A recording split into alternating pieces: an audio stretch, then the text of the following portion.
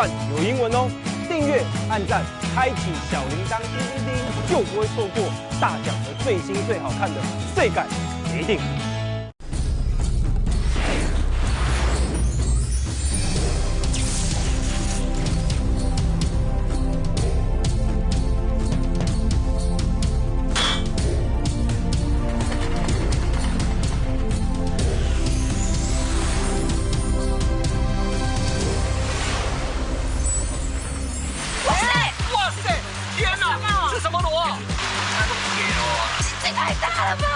天啊，你看呐，这是龙虾嘛！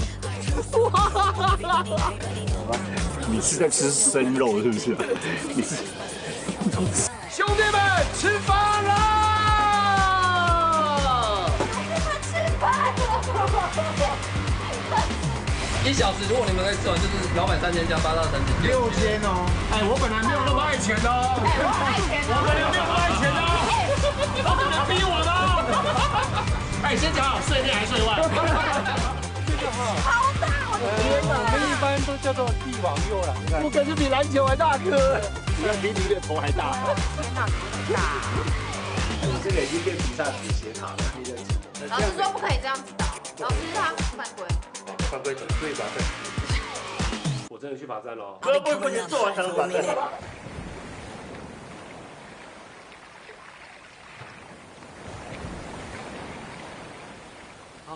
好漂亮哦！看，好多风车哦！还有人在慢跑，好酷哦！天哪！柯大哥吗？柯大哥，柯大哥好！你好！柯大哥，这边就是你的工作的地方吗？对啊，就是捡螺的地方。而且我刚刚看到这边啊，感觉好像是这边当地人的大操场一样。对，看到有人在跑步，有人在骑机车，有人在骑脚踏车。哎呀，这边是他们的运动场哟。对啊，还有换网子的很多啊。哎，说真的啊，我们从那个新竹高铁出来之后，大概开车40分钟。到这个地方啊，就感觉是离市区也不远，但是这个地方的风景是格外的迷人。没错，海天一线的蓝点缀上旋转的风力机，透过空拍的呈现，就像飞行在异世界一样，让人有一种不真实的感觉。而这里呢，就蕴藏着柯大哥口中的顶级海比亚宽口螺。到了，所以我们的跨区雷都会在石头这边。石头底下要翻。OK，它会躲在下面。对，这边都没有。我要把石头都翻开。可是这么多石头，它有没有？它要翻大颗还是小颗的呢？就是底下要有缝隙，要有缝隙的地方。宽口螺是有多大颗啊？很大吗？蛮大的。好，那我们先兵分几路好了。哦，大概找到了。有吗？这就是。哪里呢？这就是。我真就是跨头呢。这2颗，这不是石头吗？这2颗就是这个。哎呦，你弄啊，起来，这么紧，它会吸住吗？对，我吸好紧哦。有了，起来了，就起来了。天哪！眼睛小心。可以吸吗？还是活的？它石头是这个吗？哦。哎，它很好拔。你没有拔起来的石头，它附在石头上。哦，真的，你看，我给你们看，它拔，看。它先紧，它这样子吸超紧的，有没有？哎，它这个紧，宽口是因为它的口特别大嘛？对，它的口。跨脆。哦，它这个吃起来的味道跟别的螺有什么不一样？多了，哎，可是说真的，我们如果翻开的话，其实它的颜色跟石头一模一样。不色。你看到我这样放下去的时候，其实你看不出来这边有个螺，哎，完全不知道那是什么东西。它就是众多石头里面的其中一颗石头，哎。对。达人不愧是达人啊，竟然能够在一大片泡在海水的石头中发现一模一样的宽口螺。不过呢，俗话说得好啊，勤能补拙李也。我看我们还是别想投机了，努力把这里翻遍了，我就不信我们找不到。哇塞！天哪！这什么螺？大哥，这什么螺？血螺，它是红色的血，对。啊，好像在流血的感觉。这可以吃吗？可以吃啊。这太大了吧！这么咬人啊，好大颗哦。150，这一颗可以卖150，一斤150，好酷哦。这个是很难出现的东西吗？还是蛮常见的。没有常见啊，很少。它很少哈。那为什么你那么镇定？要有点水边没有缝才有，这种有缝的就可以。打开来看一下。哦，有一颗螺哎！它看起来好可怕，我不敢接。真的哦。它看起来好可怕。你不要吃到，小心。哦。这是什么螺？求急了。哎，它还在动哎！哎，好像珊瑚哦，好漂亮哦。大哥是什么螺？赤螺。这个也是很少看到吗？有，反正我常常抓到。哦，常常抓到。这里好漂亮哎，看它。好漂亮，好像珊瑚哦，好像美丽的珊瑚哦。我们俩还真的是不务正业啊！主要目标的宽口螺一颗都没有找到，反而捡到了很多怪给西啊，也算是意外的收获啦哎，你有找到吗，彦君哥？让我来看，因为我现在每颗石头都要看一下，因为它跟石头长得一模一样，它跟石头长一模一样，我觉得不会有问题。哎，大哥，柯大哥，我发现这2颗忘了吸的宽口那个宽口，是宽口螺哎，这个是吗？对呀，看过有啊。可是这两颗是活的吗？对，活的啊。那为什么它没有吸在盘子上，没有吸在石头上？因为它没有吸很住啊，你放开它会掉下来。它可能正在移动，你知道吗？休息。没有，刚好在台面那里。恋爱啦，在谈恋爱，在谈恋爱。破坏人家姻缘的人，真的是。还是他刚刚忙完什么事？你看哦，它其实跟石头一模一样。哦，大哥又找到了。你又找到了？不是，这个是，这是会这只蟹，这也是蟹。哦。这只的蟹，它熬超大的。因为我最近其实陪我小孩子那个在写功课啊，其实我就觉得现在小孩子真的好像花太多时间在教室里面。其实我真的觉得，比如说像过年的时候啊，或者是有假期的时候啊，尽量不要帮小孩子排太多的补习班的课程。我真的觉得可以带他来这个地方。其实呢，他看了这些东西，踩过这边的泥土之后，然后跟这边的一些野生的生物接触之后，再回去看那个景点，就会觉得。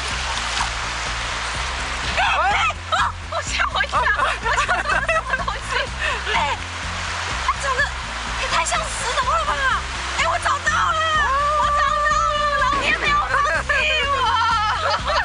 老天，你知道我要认真工作。听柯朵爱说很老啊吃原味凶丢逼啦。像这种螺类只要用火烤熟，不用任何的调味，就能够吃出最天然的甜鲜滋味哦。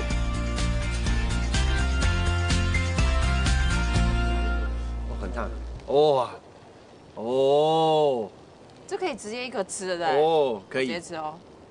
看这个烟冒成这样，用黑衣补比人家比较准。吓我一跳，我以为你看这个烟，我以为你要给我烙印，烙在上面，吓死我了。好吃哦。它超级 Q 哎，是，那个，它大概是我人生哇，这个烟真的有多，数一数二 Q 的东西。这个烟真的有多，它这个很适合，就一颗接一颗，这个螺其实很大，它的很 Q。吸地板那个面其实很宽，它越咀嚼那个鲜甜味会越散发出来。哦，因为它螺里面就是每一个缝隙都有藏那个螺的那个汤汁，你知道吗？所以你一直咀嚼，反而不会觉得干。对，因为那汤汁会慢慢的就冒出来。哇，这颗是土象，这么难？这颗是土象星座的，很拗。那应该很拗哦，金牛，超拗，应该金牛的哦。好，这个是你的血螺。我们今天意外的发现，这个是我的赤螺。哇，小心不要掉地上哦。哇，好像杏鲍菇哦，怎么这么大颗啊？哇！怎么会有这么大的螺肉啦？你有看过这么大的螺肉吗？哇，这个插进去就是。哇塞，它是鱼！哇塞 ，Oh my god！ 哇，这是龙虾啊！哇！天哪，你看呐，这是龙虾嘛？对不起，这边。哦。这是干贝吗？哇塞！天哪！大了吧？而且你看它的烟呐，是在吃生肉是不是？你吃成这样它太韧了，太韧了。然后它很厚，这个嚼一嚼会落尾海的那种。真的吗？就是你的咀嚼肌会瞬间增大。那我这边用切的好了，我切开来。其实说真的啊，我今天出发前啊，我本来对今天的成果啊不抱太有大的期望，找螺类也不会到太夸张的好吃。哦，可是我觉得今天真的是颠覆我的感觉了。你真的很像在切鲍鱼，这个大小真的是。就看给你，这个红鲍鱼，血螺部分。哦，它吃起来感觉跟鲍鱼很像。真的吗？它口感跟鲍鱼很像，然后它也很韧，可是我觉得它比较好咀嚼。嗯。然后你越咀嚼呢，它那个甜味真的是越来越浓。我觉得这很好吃哎。这个如果这两个比的话，我觉得这个比赤螺好吃。血螺比赤螺好吃。因为我是不爱吃螺类的东西，可是我来这边吃，我真的有惊艳到。吃的会100。对，我蛮喜欢吃。你不喜欢吃螺类？不喜欢吃螺类，因为我不知道螺类到底要吃什么，你知道吧？螺类就是吃感觉，那手揪嘞那个辣椒进去。我觉得，因为我觉得螺类跟蒟蒻是一样，我们在那夹心啊，摸鼻的，刚刚摸鼻的。宽口螺一口一个嘟嘟啊，后来血螺哈，则是外形非常的惊人，鲜甜度呢却是得一秒。每一种螺呢都各有特色，也颠覆我们以往吃螺肉的经验。不过蝌蚪还说哈，这里还有个秘密钓点，钓起来的鱼后同样打破你既定的印象哦。走到这个地方呢，就感觉好像要飙高空弹跳的感觉。因为这边一下去了，哎，下面就是那个河水了，对不对？阿梅姐，你好，可以帮我们介绍一下这个地方是什么地方吗？它就是有固定，它会放那个做酒的白米水。白米水。你现在看看那个河里就是白白的，这不是污染，酒粕、酒糟。哦，酒糟啊。所以今天那个鱼哈很多。是。所以就有很多的天才小钓手在这集合。对。鱼吃这么好，鱼是酒糟哦。酒糟对，它排放。哎，有人钓到了！轻轻的说，天上去了！在上面，那个有在上面了。你看。怎么回事啊？上面怎么有东西啊？上面是桥啊！上面怎么有桥？怎么办？来，那要剪掉了吗？要剪掉。太乌龙了！失败。我想要钓鸽子啦！今天的鱼太幸运了，居然遇到我们这种不会钓的。哎，你的浮标不见了啦！看，等一下，慢慢，等一下，不要那么慢慢，他拉过来，什么意思？他拉过来？不是，拉旁边来。阳竿，那我先退吗？对，我先退。哎，阿妹姐，那你帮我拿鱼。你看吗？哎，天，台子往那边游啊！过来。我拉不过来啊！起来了吗？它起来了吗？起来了。好，等一下，不要跑掉啊！往后。我想看啊！我帮忙，快点来！我把它动起来。成功了！耶！这无锅对不对？对，无锅。这也蛮肥的哈。它在水里面的时候，它整个刺张开，哎，对，刺张开。我们赶快把它拿到那个桶子里面去好了。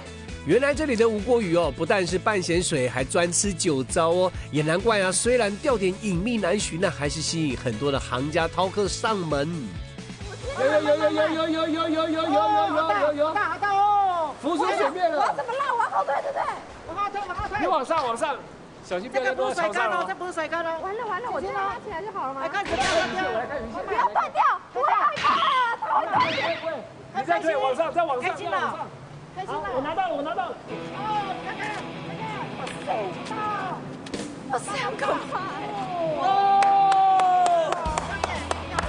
这条鱼差不多2斤，这个是半咸水的那个无锅鱼，对，不是那个像人家那个外面那个。很健康哎，很健康，还在。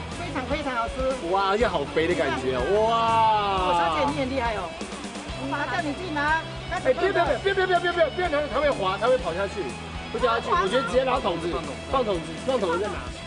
虽然这酒糟无锅鱼后看起来不算肥了，但是肉质呢弹性十足啊。阿梅姐说，用盐烤保留原始的甜味，就是最完美的料理方式。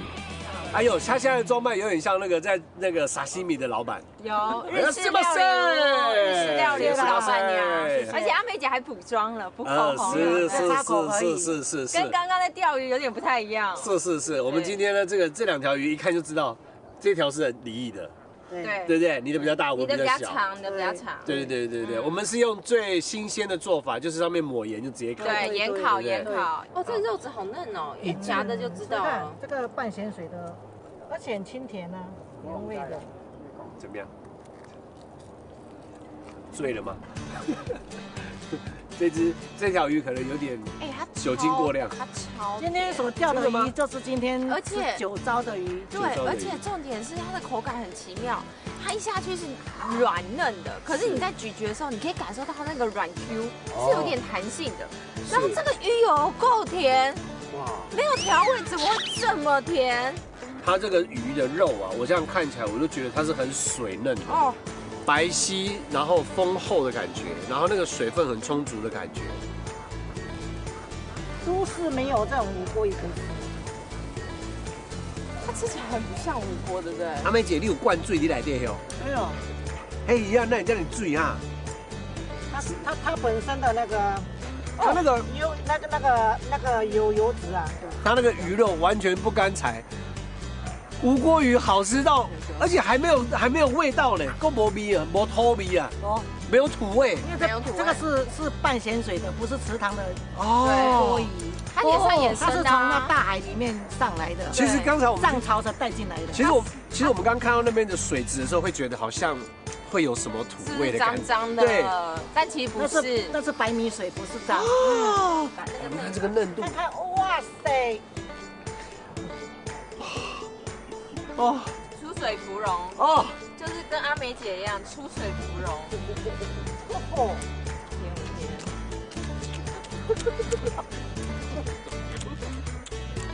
我不够高，你下一点啦。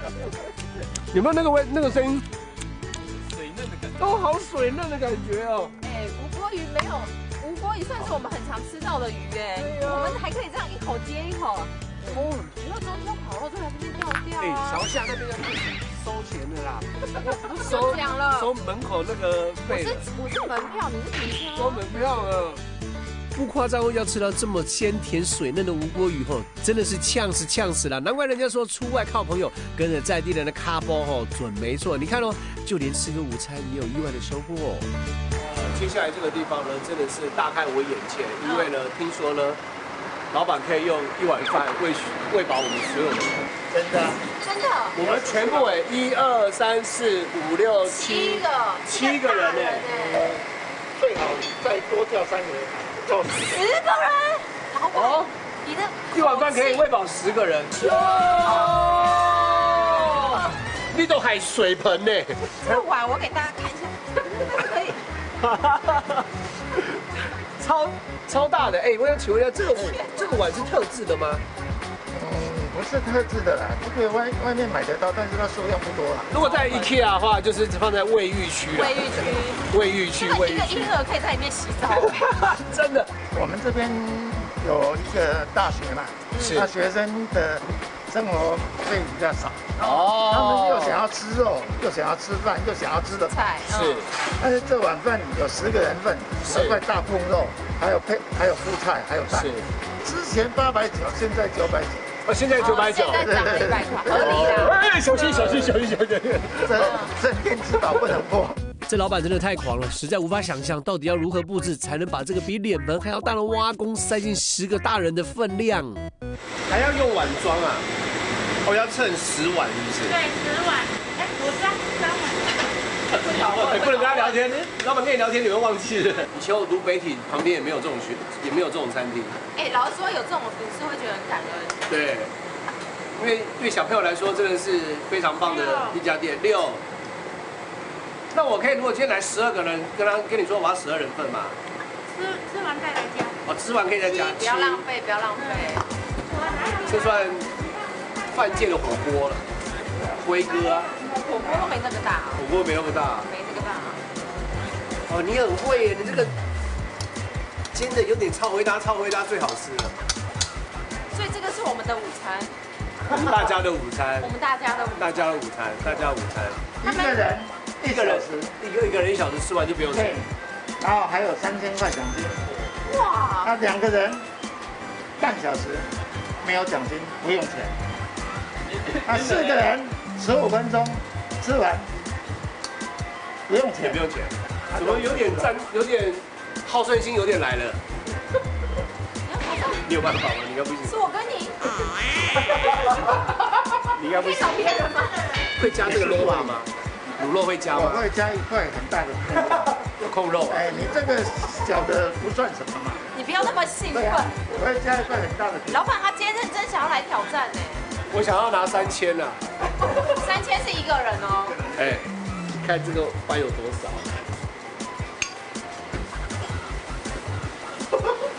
满满的饭哦3分，这不是一碗哦快一半，这个全部都是这么深的饭啊。哎，姑且不论大小，看看这丰富的配菜，满满10颗的荷包蛋，再加上最精华的完整大腿裤，简直就是色香味俱全啊！兄弟们，吃饭啦！兄弟们吃饭了，我们的伙食来了，量一下，小心。再把它修理一下。哦 OK。那哦，这样子就是我我可以们给镜头看一下吗？很漂亮哎，你看比你的头还大。天哪，怎么会这么大啊？网络版有英文哦，订阅、按赞、开启小铃铛，叮叮叮，就不会错过大奖的最新最好看的最感一定。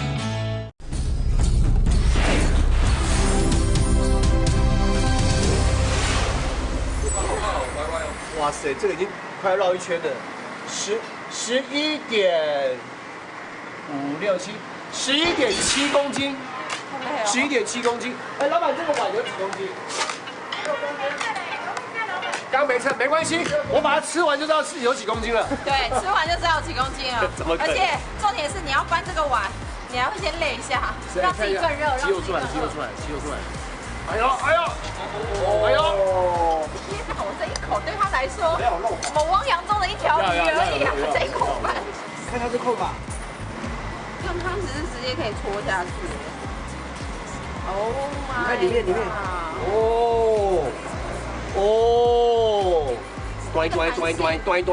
端，它根本是控肉界的布丁了。你先好了，你先。好险哦！好险碗大哎！你想作弊是不是？好险。哎，我跟你们说，怎么样？你饱了是不是？吃控肉，我好饱哦！天哪，吃控肉就是要吃肥肉。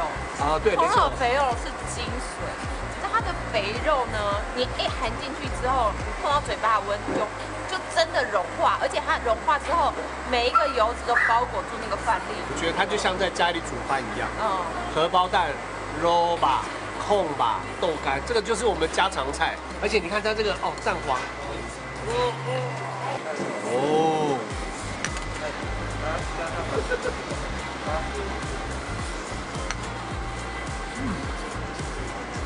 饱了是不是？还没你那一口好大、哦。 8分饱。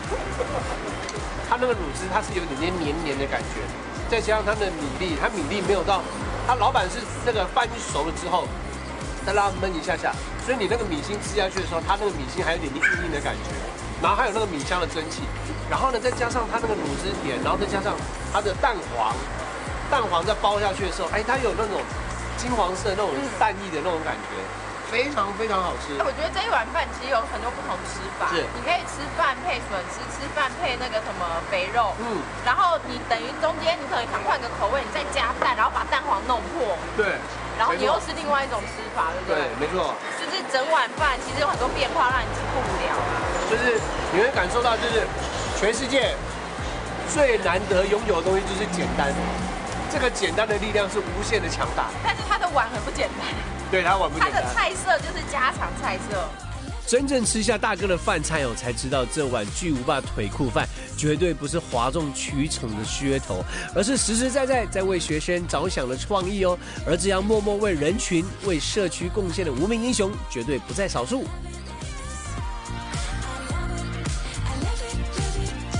柚子的季节吗？哎，宝哥，哎，哇，宝哥好，这个哈，超大，我天哪！我们一般都叫做帝王柚啦，但是天王柚也是一个很多人在讲这个，因为它很大。那一般就是因为柚子它非常的就是甜美，是它甜度口感大概是有11、2度以上，这么高哦！对。那另外就是说它这个柚子呢是在差不多12月，12月是开始采收它那一般，所以它比一般柚子晚呢。是，我们一般的文旦柚大概7、8月，对啊，就没了，就开始而且它比较小。中秋那边，这个我们这个帝王柚、天王柚呢，可以达到这个最多我这边曾经采收到8斤11两，8斤11两啊！哇，天哪，真的跟篮球一样大颗啊！有7斤多吧？我感觉比篮球还大颗。难怪它的树都是矮的，有没有？因为它长不高。我通常采柚子是分2段，先把这个先采那个。剪下来之后呢，因为把这个稍微剪短。如果说自己没有地头，又觉得好像是掉下来不新鲜，所以我们再把它修理一下。OK。那这样子就是我可以给镜头看一下吗？很漂亮哎。你看比你的头还大。天哪，怎么会这么大？可以啊。来了。这剪是很利。OK。这个看起来没有刚刚那颗，这颗也很大哎，我天哎，也很大颗，这超大颗的。对，你剥开，对，我只有看过南瓜这么大，没看过柚子这么大。那个柚子是这样，香哦。你稍微再抹一抹，它的精油就出来。对，它是那种淡淡的。剪一颗了，你柚子这个抹一抹就可以了。好，这差10分了。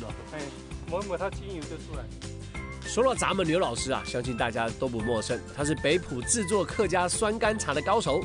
今天预计试做最新的帝王柚茶，才让我们有机会一睹巨无霸帝王柚的真面目。宝哥呢，更是大方的邀请我们一起品尝。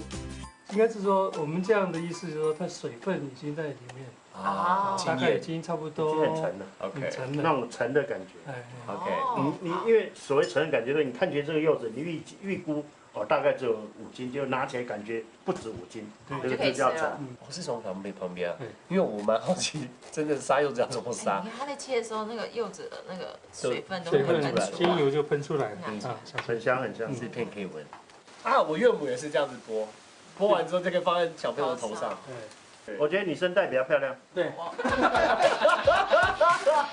来是我。真的，女生戴，原来是你看。我可以看到眼睛，真的好看，真的好看。有点太大了，会有点太大。不是，你那个调一下，中间那个是鼻梁，然后眼睛在2旁。刘海。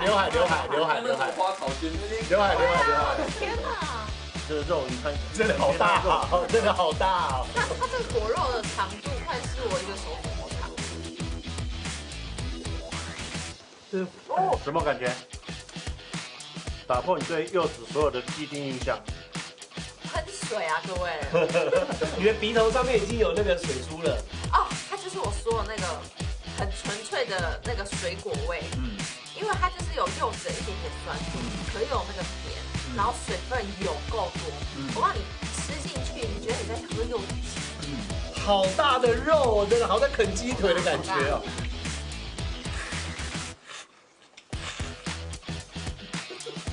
酸吗？要哭了吗？有酸味才好。有点酸。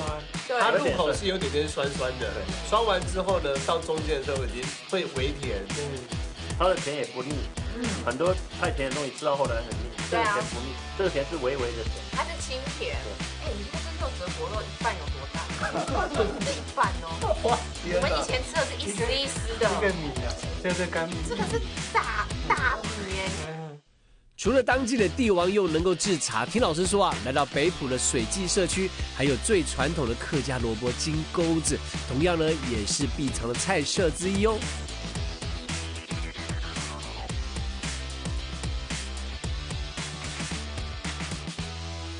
像你们现在看到这个都已经是小萝卜，其实基本上这个都还是可以拔。哇！对，可是我们的大 size 就是大概是 Bibo 哎，好可爱哦！嗨，刘大哥。我觉得好像看到他们摘的比我们还大，我们去看一下好了。你们可以去看一下。哇，这个好大哦！大概最大就已经是差不多是这样子了。借我看，这根你看，哇，有差。这跟我刚刚那根，刚刚那根呢？刚刚那根在把人叶都是断活类的。哦，当板人叶差超多的耶。这样子的口感有什么差别吗？没有，吃起来都是一样的吗一？样的品种啦，不会种。这个水比较水比较多大只的大只水比较多。那要怎么这一根看大根？这一根这一根吗？哦，这一根，它指的那一根，这一根，这根你猜。这一根。它跑出来那么高。哦，它跑出来很高就是大根的。哦。对了，而且各位朋友，我发现呢，你拔这个完全不用出力气，完全不用，它一半已经露在外面了。但是我发现它的叶子会刺刺的。对，所以我要给你手套。哦，要手套。 OK，如果再成熟一点，它那个细毛又会再更退。会再更小一点。对，这个叫金钩子。对，这叫金钩子。金钩子，对。通常金钩子萝卜是在耕作完之后种的，就是以前我们这边是稻田，是。所以稻田它一采收之后，他们不希望说中间还有轮休的过程，所以他们就会整个撒萝卜。为了让我们品尝到最道地的客家萝卜料理，美玉姐早就已经将之前采收到的金钩子，经过繁复的手工步骤制成了萝卜钱。不过在享用晚餐之前呢，刘老师的巨无霸帝王柚茶，我们还要加紧脚步赶工啊！要对好，不要让它斜掉哦，不要让它斜掉，斜掉这个就报销了。哎，对。我累了。可以站起来，可以站起来。哎，你歪掉了哈。我没歪，我没歪。老师，你看我没歪，我可以有好宝宝贴纸。我进来了。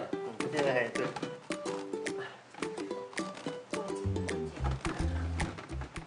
哦，什么声音？越来越难嘞。哎，你歪了，你歪了。你歪的，老师我是正的，对不对？对对对。我是好宝宝贴纸，不好意思。哎，这闻起来很像某一种中药的那个。它因为陈皮的味道。啊，对，陈皮啦。好香，所以这个一颗一颗都是手工做的。对，全部都。一颗一颗都手工做的。不然你用什么做？天哪，哇塞！网络版有英文哦，订阅、按赞、开启小铃铛，叮叮叮，就不会错过大奖的最新最好看的最感一定。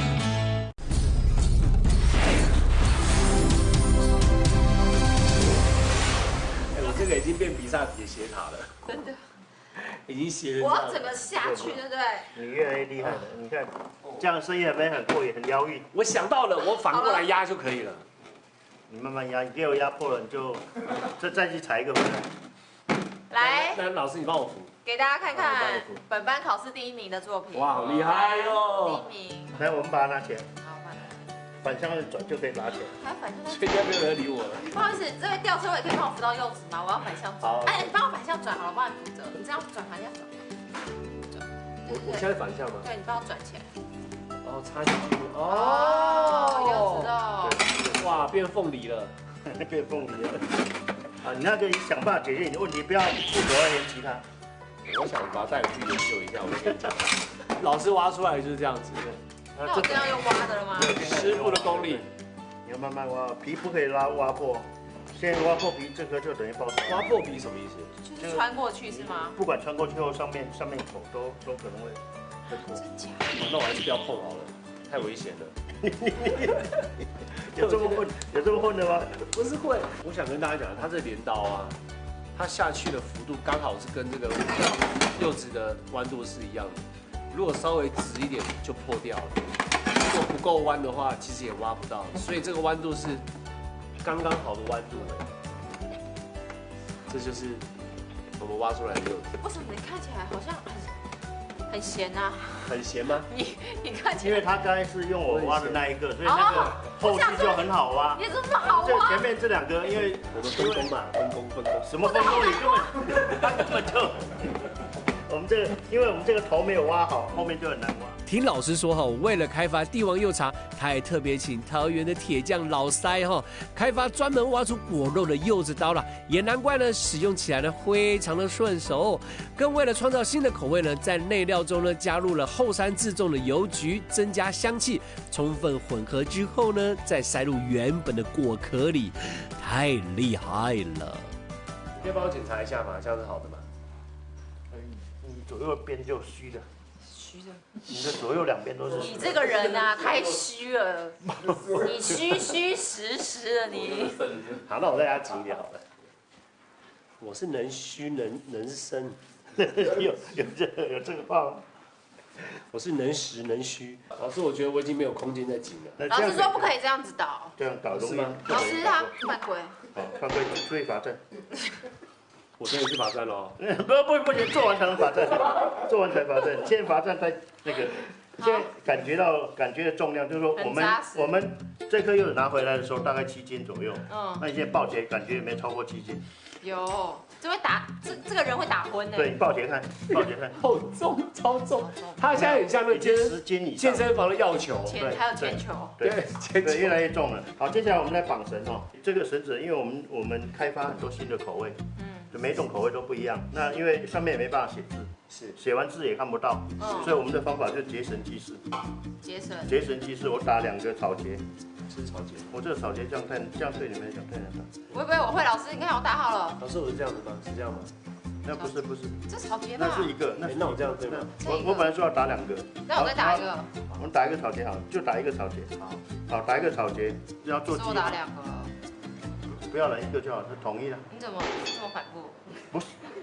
因为有人不会啊，哇，又怪我了。你要照顾那个不会的孩子。又怪我了，好，我来。你不能因为成绩好就骄傲啊。对啊，不能骄傲。好，一个，我也配合他来。对。好，其他同学不要笑，工作很辛苦，你们还在笑。扣紧第1条，我们一起来好了，不然我怕等下会忘记。第2个就打10字，然后10字完以后，没有，你上面。你不对，你的10字要在同个方向，同个地方，不在下面打。老师，我在这样对不对？对，一定要是对的。那我这边有吗？我现在这边。你要回到正面。老师这个，然后呢？继续吗？继续，它总共绑16个。绑16个哦。因为它这么大，好，这条绳子一定在这吗？你已经完全懂了。然后接下来就是在中间的缝隙再继续绕。好，在每一个缝隙再绕一次。对。哇，那如果中间要再把它绑紧，要全部再打开，是不是？当然。那边每颗都这样弄啊？当然。而且都人工哦。天哪，老师你好累哦。对，也有人来，因为绑绳子要到。各位看一下，我的漂亮柚子茶，碎，比方好。好的，这细活我承认我不行，不过呢也不得不称赞李毅的完成品真的很漂亮嘞，也难怪老师会说客家黑茶除了要好喝之外，还要很美丽好看。我们这现在看得到的有2种，一种是用柠檬做的，做法都一样。那这个呢最重要的原因是它这个柠檬买的时候是有的像拳头这么大，都可以做得那么小。这闻起来很像某一种中药那个。它因为陈皮的味道。对，陈皮啦，好香。所以这个一颗一颗都是手工做的。对，全部都。一颗一颗都手工做的。不然你用什么做？天哪！哇塞！而且你可以看到那个感觉比较年轻一点。那个刚做好没多久。这个大概做半个多月，快1个月了。所以大颗的变成小颗这样子，差不多半个多月。你看它慢慢的收缩，有没有感觉？最后会变黑是不是？对。变得跟柠檬一样黑吗？那老师，这个你说他说完全不能够淋到任何的水雨。对。如果他连续2个礼拜、1个礼拜都下大雨，我们就很烦了。现在睡觉睡到一半，突然下雨怎么办？所以我们基本上睡午觉之前都要先看好天象。哇！我们已经不是看气象报告了，我们看天云的状态，大概知道几点钟会从哪里。可是晚上黑麻麻，你也看得出来。晚上会有露水啊，这个季节露水很重。对，那怎么办？所以黄昏就要收进去啊。它每个香味每个阶段都不一样。这个时候精油还很多，所以你还可以闻到精油的味道。这个时候开始慢慢会有点沉香的味道就是那个茶叶的陈茶的味道。这个味道更重。对，这个味道更重。这个闻起来有点像普洱对，这样弄完你讲对了，它就是跟普洱属于同类型的黑茶系列。还是黑茶。对，它差别只在于普洱没有加果肉。天哪，不可思议！赛场上呢，至少有上千颗这样的茶光是解开重访一次，真的要人老命更何况呢，老师还坚持一定要维持最传统的9蒸9晒，让人不得不佩服老师制茶的毅力还有专业。这间平常是我们的长茶室，平常我们都不会开，因为这间不可以随便让人进出，因为人进入之后，他很可能带来坏菌或什么。所以我们进去的话也不能待太久。好香哦！哇，好香哦！那个柑橘的香味。我们先把门关起来，不要让那个不要让它接触到太多光线。对，所以现在这边都是放几年的？这边上面都有年份表，都有茶的名字跟年份表。酒一样。对，一定要有。我唯一能够给你开的是这个，这是我们去年做的，去年做的就是天王六茶。打开之后，你们可以把那些茶泡起来。哇，圆圆的。对，然后这个口感又跟等一下口感又不太一样。这个每一个全都是富贵的来源。对，富贵的来源。哦，不一样哦，跟在蛋和跟在肉里面不一样。网络版有英文哦，订阅、按赞、开启小铃铛，叮叮叮，就不会错过大奖的最新最好看的世界一定。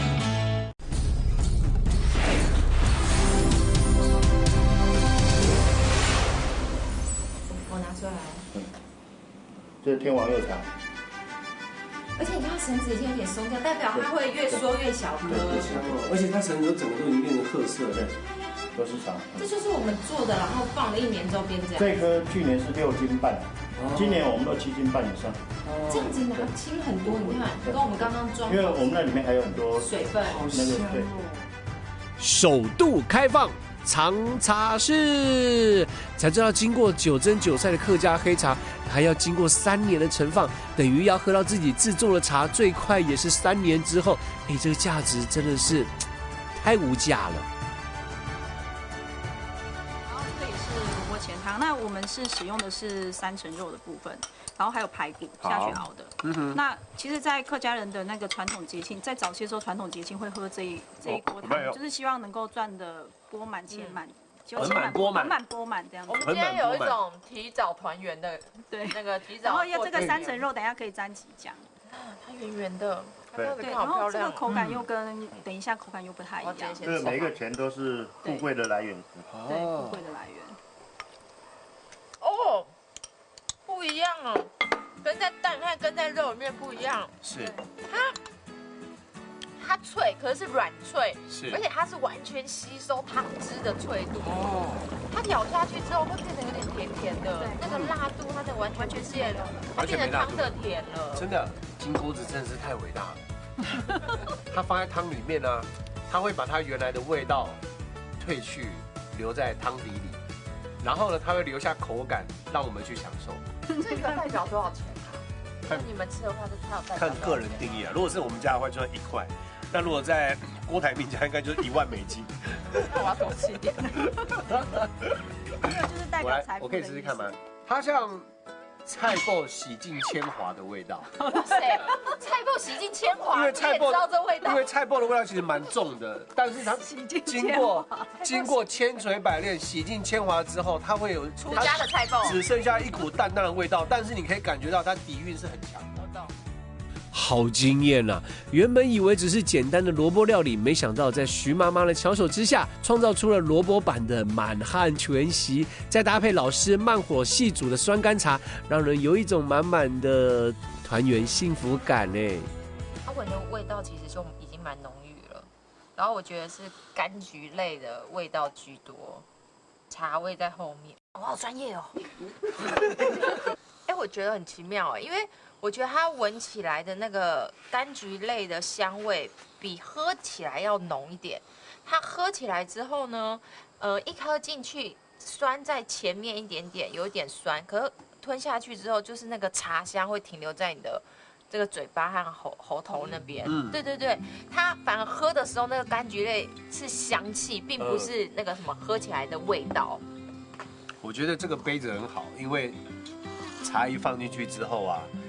你的这个口鼻这样子一靠近的时候，它那个热气会整个从你的鼻子上面进去，然后它那个味道有点像我们去那个海岛国家会闻到的那种花香的味道，那种花香的味道，就是度假的味道。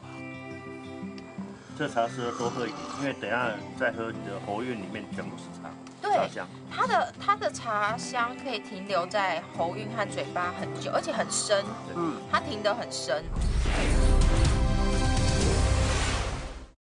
网络版有英文哦，订阅、按赞、开启小铃铛，叮叮叮，就不会错过大奖的最新最好看的世界一定。